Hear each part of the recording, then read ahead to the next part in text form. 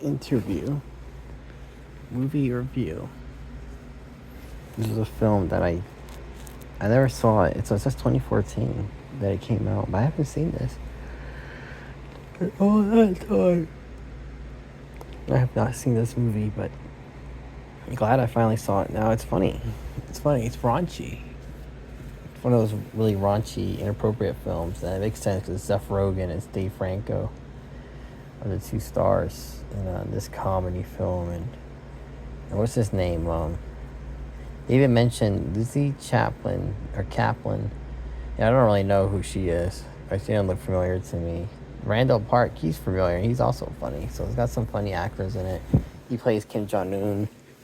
And it's like the interview. What is he basically just used his own words against him. That's what made him cry. And the lady said, oh, you don't need to really kill him. You just need to show the people he's not a god. And that would get him not popular. I guess it works because that's what they do. And what else with this film? I like when they're interrupted with their intimate moments, and then later there's a scene where they're getting stuff in the arsenal, and it's kind of funny. Oh, we had to finish what we started earlier, and then when Dave Frank he comes in, he's all disgruntled and upset, and he's hitting the bed. He doesn't notice that she's there, and that's the comedy of it, right? He's hitting the bed. I think he even lays on her legs at some point. And he's disgruntled because he discovers that the food is fake. He was being swallowed by Kim and Trick. They call it Trick, honey pots, honey dicks, all this. The term, I never heard of this term before watching this movie, but yeah, that's what they call I guess being swooned or being tricked. And he's like, oh, Kim Jong-un tricked you, bro. And then Kim Jong-un, we learned that, oh, he was actually trying to trick him too. I guess he is because. Oh yeah, we have plant bountiful food. It's very nobody starves here. He said all that you heard is propaganda. There's no starving people here. Everybody loves their life here. And it's so funny when he sees a fake grocery store. He opens the door and it's boom, just hits the wall immediately. And we don't do a close up shot, but it's far away because we can tell far away as the audience. Oh, it's fake. The angle's just not hitting right. And he opens the door and he hits it. Boom. Never mind that there's no people inside. There's no parking lot even for someone to buy the groceries from this supposed grocery store. But and I like that it only takes the one false facade building for him to be upset about it. Now maybe there is a real grocery store and there's also a bunch of fake ones too or something. But it's funny, he travels to China. Seth Rogen travels. So before they go to South Korea, he actually travels to China and he does a whole vacation thing, essentially, right? Is it a whole backpacking type trip through what's it called? Through China. He finds himself on his mountain. And literally in the middle of nowhere. And what happens? The helicopter comes in, the South Korean lady and the people come out just to tell him all the interview conditions. What? You could have told us on phone, but instead you drag me out for this. What the fuck? You could have just told me on the phone with this stuff. But and that's subsequently the South Korean lady we see at the end that she becomes president. She wins democratic elections and that's South Korea, North Korea. That's North Korea. And the North Korean. Not Kim Jong-un. Kim Jong-un actually dies in this. We actually get to see his the explosion. We get to see his face completely get ripped off. Presumably everything else as well. And so that was funny, right? That little feature in the film is. Because they have a tank and they're getting shot at, and it's hey, just fucking shoot him with the tank. The girl even says, what are we doing? Should we have a tank? Shoot him. Shoot that piece of shit.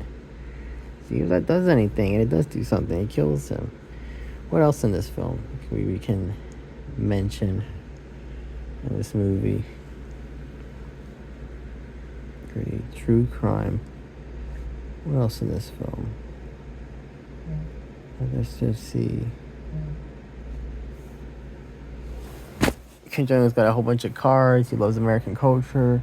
I remember hearing something about this. That apparently he does like American cultural things and so on and so forth. And he does love basketball. We know that guy does like basketball. So there's a scene where they're playing basketball. There's some one funny scenes for the tiger. The tiger gets like because they used the poison on one of the guards, and subsequently they need to get a new poison, and so they do. But like it comes in a drone little missile thing, and he's got to hide in his ass because it looks suspicious. You got this missile thing on you. It's a good thing he did because they lurked his clothes off at some point. And how do you call? I like when they say, "Listen, you just gotta get through the tip, and then you'll be flying colors." Just get through the tip, and you'll be good. And the lady, she even says, like, "Listen, like I'm telling you, you just have to get through the tip." I think it's like she's speaking from experience, right? Like that. Listen, you just have to get through the tip, okay? And you'll be flying colors. And I like that the missile hits the tiger in the back of the head. It's about to attack, and actually jumps on top of him, and then. So you kind of see it. You see it coming when they tell him, "Oh, you have to go a little closer to intercept the missile." And then the tiger's there. When it pounds, like, yeah, of course it's gonna hit it. The tiger's gonna get hit by the missile. It was kind of sad though, but still funny at the same time. And then he doesn't hide. This whole incident happens, and he doesn't bother to like hide in the ground or anything, like to avoid being caught in that moment.